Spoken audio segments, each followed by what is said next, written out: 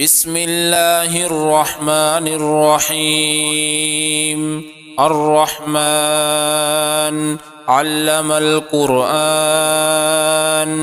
خلق الإنسان علمه البيان. الشمس والقمر بحسبان، والنجم والشجر يسجدان. والسماء رفعها ووضع الميزان، ألا تطغوا في الميزان، وأقيموا الوزن بالقسط ولا تخسروا الميزان. والأرض وضعها للأنام، فيها فاكهة والنخل ذات الأكمام، والحب ذو العصف والريحان. فبأي آلاء ربكما تكذبان؟ خلق الإنسان من صلصال كالفخار، وخلق الجان من مارج من نار. فبأي آلاء ربكما تكذبان؟ رب المشرقين ورب المغربين، فبأي آلاء ربكما تكذبان؟ مرج البحرين يلتقيان، بينهما برزخ لا يبغيان. فبأي آلاء ربكما تكذبان؟ يخرج منهما اللؤلؤ والمرجان. فبأي آلاء ربكما تكذبان؟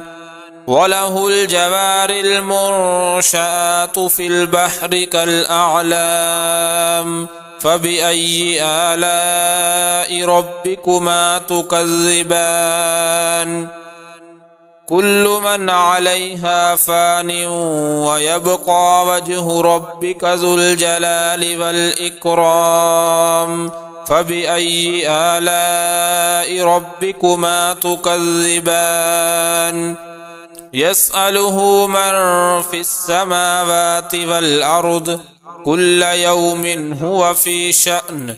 فبأي آلاء ربكما تكذبان؟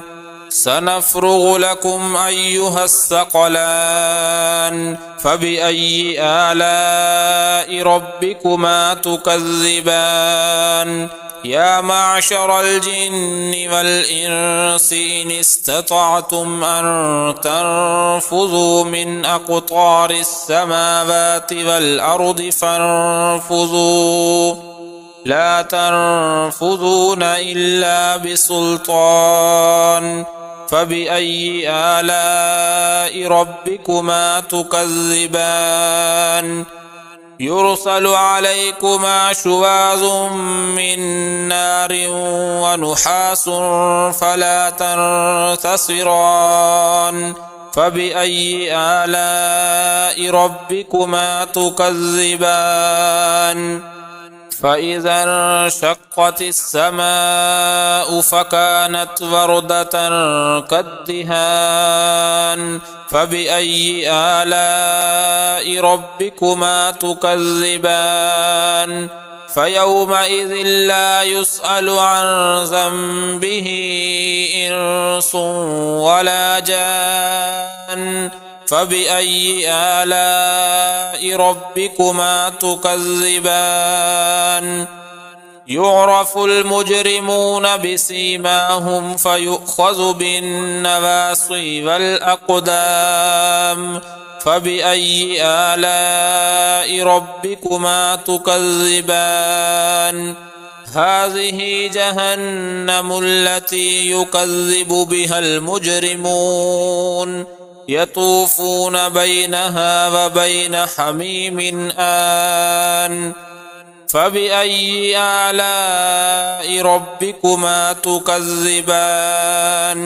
ولمن خاف مقام ربه جنتان، فبأي آلاء ربكما تكذبان ذواتا أفنان فبأي آلاء ربكما تكذبان فيهما عينان تجريان فبأي آلاء ربكما تكذبان فيهما من كل فاكهة زوجان فبأي آلاء ربكما تكذبان متكئين على فرش بطائنها من استبرق وجنى الجنتين دان فبأي آلاء ربكما تكذبان